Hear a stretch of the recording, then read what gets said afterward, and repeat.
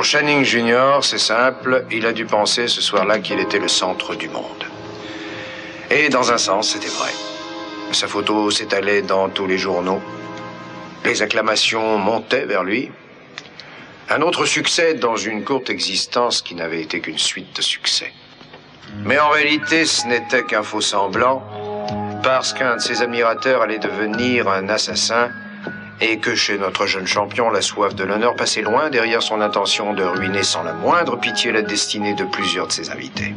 On avait servi un énorme gâteau ce jour-là. Il représentait un cheval avec son cavalier et il comportait plusieurs couches différentes.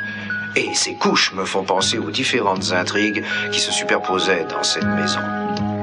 Ce matin-là, le matin du jour où il allait être tué, Channing a demandé à plusieurs personnes de venir le voir. Ces personnes sont dans cette pièce. Elles sont venues l'une après l'autre.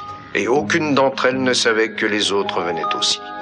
Channing n'était pas guidé par l'inspiration du moment. Il avait tout programmé d'avance. Tout jusqu'au moindre détail qui ferait le plus mal. Les journalistes étaient là pour apprécier le buffet, certes, mais je suppose qu'ils allaient apprécier encore davantage le fait de savoir que Channing allait faire passer cette réception de la page mondaine à la une avec de gros titres. Et il a révélé à chacun de ses visiteurs qu'il avait réuni contre chacun d'eux un certain nombre de preuves, et qu'il allait les étaler en public le soir venu. Il est même allé jusqu'à expliquer de quelle manière il pratiquerait la mise à mort. Non, attendez un peu, Cruz.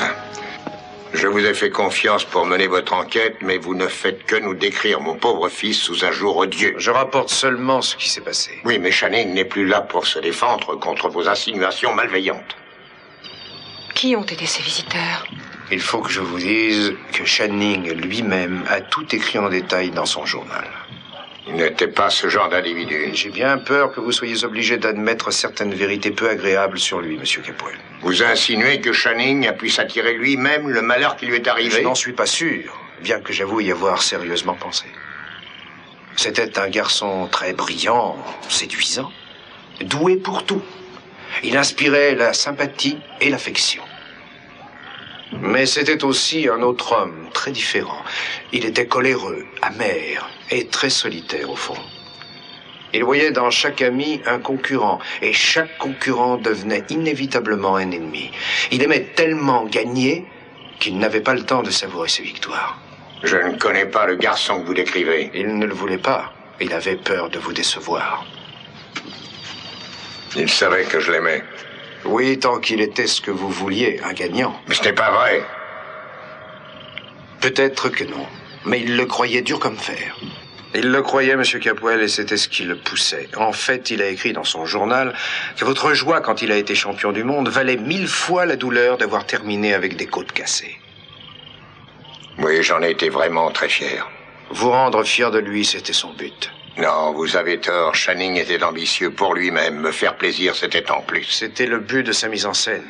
Le but de toute cette histoire, la révélation des saletés commises par vos ennemis, n'était destinée qu'à vous faire plaisir. Je ne vois pas de quoi vous parlez. Ohé, Oncle Channing. Je veux dire, papa. Oui, Brandon. Je peux mettre ça? Une médaille de Channing? Tu es allé dans sa chambre? Il y a plein de médailles comme ça. C'est celle-là que j'aime le mieux de toutes parce que c'est la plus brillante. Brandon, tu ne dois pas entrer dans cette chambre. Mais la porte était ouverte, alors je suis entrée. Elle n'aurait pas dû. Je vous ai dit que je devais l'ouvrir. Vous m'avez dit beaucoup de choses qui n'avaient pas de sens. Bon, Brandon, tu veux reporter cette médaille là-bas, s'il te plaît, ne plus y entrer à l'avenir. J'aimerais bien être comme Channing et tout gagner. Ça serait super, hein? Tu serais content? C'est vrai? Oui. On en reparlera plus tard.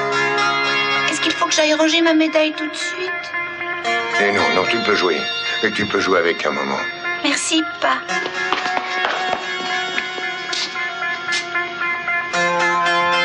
Bon, maintenant, continuons. On a déjà perdu beaucoup trop de temps.